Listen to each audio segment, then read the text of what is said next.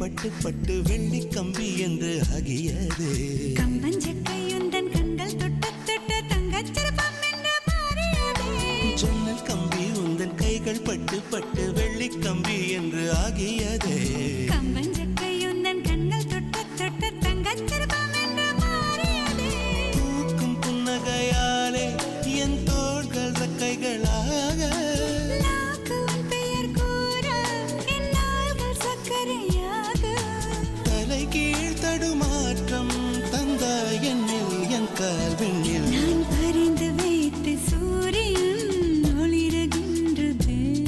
நான் நடந்து சென்ற மணல் வெளி மலருகின்றதே.